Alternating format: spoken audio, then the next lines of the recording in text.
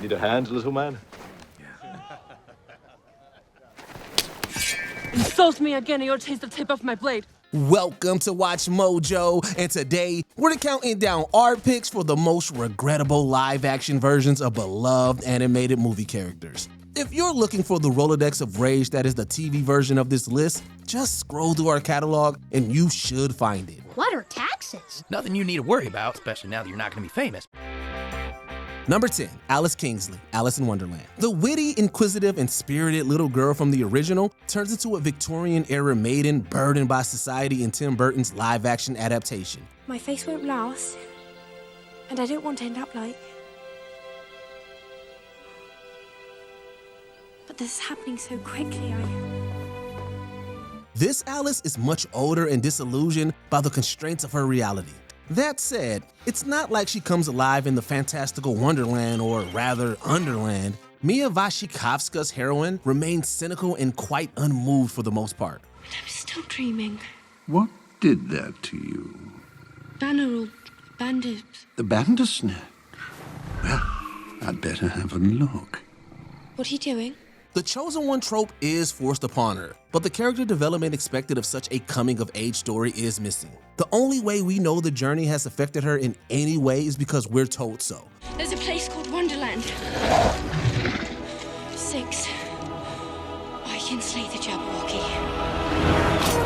The Alice who returns to the real world is the same as before, just a little more prone to talking back. My father told me he planned to expand his trade route to Sumatra and Borneo. But I don't think he was looking far enough. Why not go all the way to China?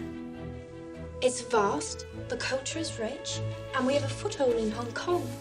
Number 9, The Dalmatians, 101 Dalmatians. Since when has live action meant mandatory realism? One of the greatest strengths of the original 101 Dalmatians was the anthropomorphized puppies. Go get him, Thunder. After him, boy. He'll get that dirty old horse thief. They're endearing, easy to empathize with, and root for. 1996's live action is a story well told, but not half as charming as the original. Dipstick? Come on. Oh,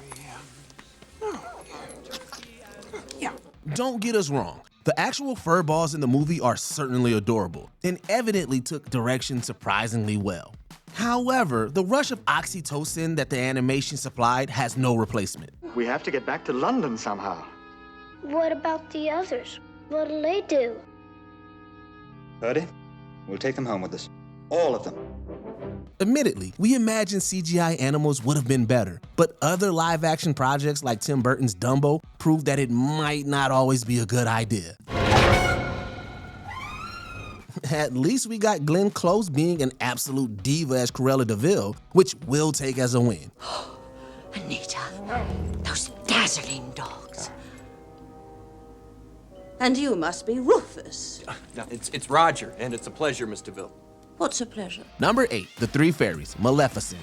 Oh, no. This is it. Looks dreadful. Come on. Aurora is not the protagonist in the Angelina Jolie-led live-action adaptation of Sleeping Beauty.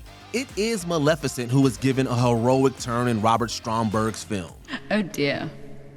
What an awkward situation. Perhaps because Maleficent's presence is so overpowering, the movie does away with the 3 good fairies from the original, Flora, Fauna, and Merryweather. They shower baby Aurora with blessings and protect her from the severity of Maleficent's curse in the animation. I'll turn her into a flower. Maleficent? Oh, no, dear. The princess.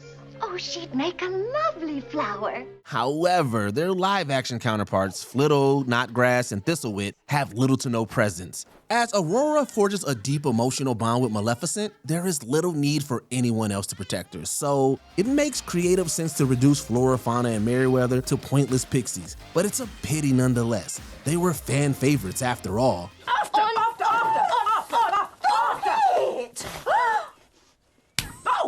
Number 7, Peter Pan, Pan.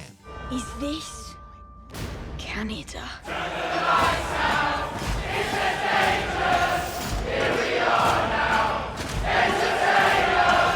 Nothing could be worse than one of the most celebrated emblems of boyhood being forced to grow up. I'm afraid of heights. The very essence of Peter Pan lies in his carefree, reckless, and free-spirited personality. Joe Wright's prequel to the original story attempts to make a man out of him. Naturally, that goes against everything we know about the character. He's suddenly best pals with Captain Hook and is happy to take on the responsibility of saving Neverland. How such events could possibly be a backstory for J.M. Barrie's whimsical and impish Pan we know and love is beyond us. We have a lot to talk about. Number 6, Mulan. Mulan. You lot stink. And I need a volunteer for night guard duty. Me! I volunteer, sir. It's worth wondering if the creators of this live-action film watched the same source material as we did. Cartoon Mulan starts as a young woman who risks her life for the sake of her family. Sorry you had to see that, but you know how it is when you get those manly urges, and you just gotta kill something. Although she stumbles at first, she steadily masters combat skills while disguising herself as a man in the military. However, her cerebral prowess far exceeds her physical strength, making her a competent tactician for the army. On the contrary, live-action Mulan is blessed with superhuman might through her chi. Not only does the film misconstrue the concept of chi, but it also reduces our heroine to an overpowered Mary Sue lacking credibility. The Roran enemy is vast. They are ruthless and unpredictable. Yet, physical force need not be met with equal force. Overall, Yifei Liu's Mulan is far from relatable, barely faces conflicts, and is frankly quite uninspiring. You told me my journey was impossible. Yet here I stand.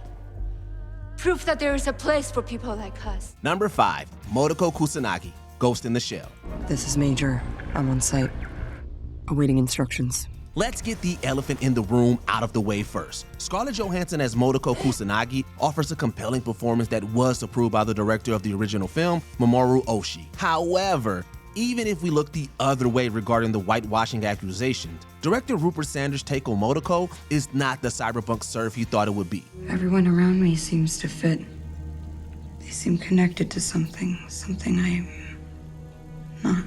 Live-action Motoko steers clear of raising too many questions about consciousness and identity. The film impresses with spectacle instead. This leaves a glaring void where the cult classic original's philosophical examinations should have been. Ultimately, the Major lacks depth and fails to be much more than a killer cyborg. I know who I am and what I'm here to do.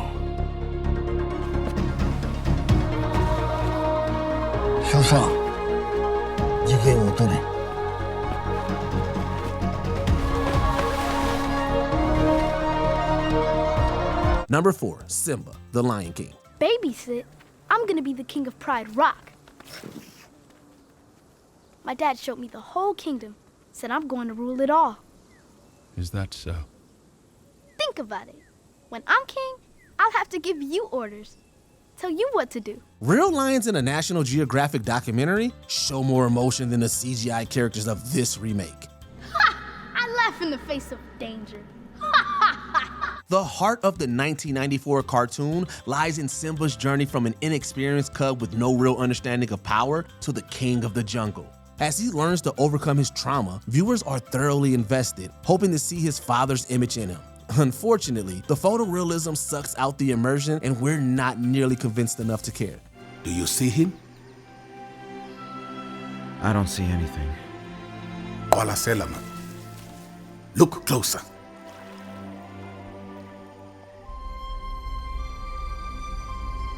You see? He lives in you. Even worse is when James Earl Jones' fully realized voice as Mufasa meets the complete lack of feeling on the character's face. I guess even kings get scared, huh? More than you could ever know. Even Scar is stripped of his elegantly evil visage. So even though the remake remains loyal to the classic tale, it lacks flair and profundity. This is the way Mufasa looked before he died. I looked down, saw the fear in his eyes. And here's my little secret. I killed Mufasa. Number 3, The Seven Dwarfs, Snow White. Let's go! Out of all the gripes fans have with Mark Webb's reinterpretation of the age-old fairy tale, one stands out as downright indefensible. The 2025 version of Snow White uses CGI for the Seven Dwarfs, only one of whom is voiced by an actor with dwarfism. To please critics who call the Seven Dwarfs backward, such as actor Peter Dinklage, and pacify fans who never allow the original characters to be tampered with, Disney went with CGI. Because when you whistle, it's your heart singing. We don't need to spell it out for anyone to recognize how problematic this is, especially for a film harping on being progressive. In fact, several actors with dwarfism protested the studio's employment of CGI over real actors.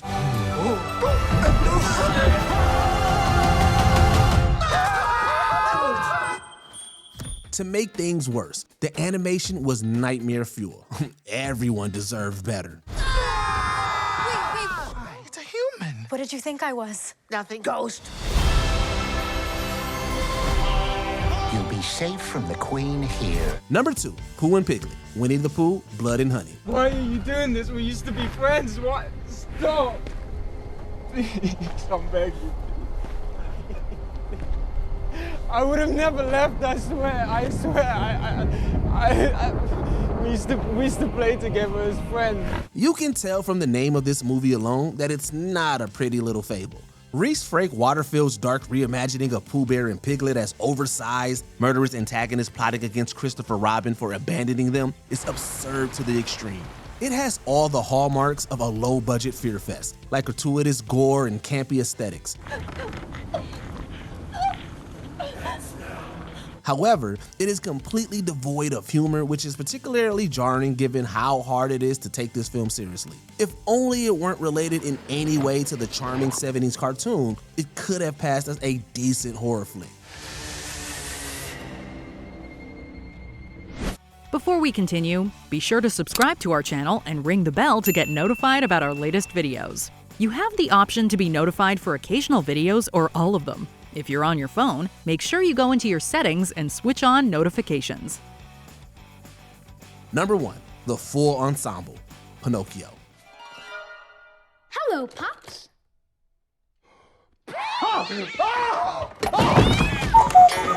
Disney's attempt at leveraging the sentimentality around the enchanting original animation with this remake comes across as a plain old cash grab. Every character, including Tom Hanks' Geppetto, is a hollow shell spouting lifeless dialogue at an unamused audience. What does this mean? Pleasure Island. Pleasure Island. Is this where Pinocchio is? It tries to be quirkier than the 1940 version, but ends up falling on its face. What's this nonsense? Leaving nothing but cringiness in its wake. Pinocchio is a goody two-shoes from the get-go, leaving little room for any impactful art. I have to stay and find my father. Meanwhile, Geppetto fails to earn much of our sympathy, and Jiminy Cricket's unsolicited narration gets tiring. That cricket is your conscience? I sure am. And let me tell you, it's no easy job. Robert Zemeckis' bid for brownie points with new songs isn't impressive enough to add to the charm of the characters either. Clearly, the visual department and the cast did the heavy lifting here. Pinocchio, when you first came to me, I might have made you think I wanted somebody else. But it was you I was wishing for. When it comes to animated characters, are you team live action or team leave them alone? Sound off in the comments below. I did not spend 16 years in this miserable hovel with these two imbeciles so that you could ruin it on the last day.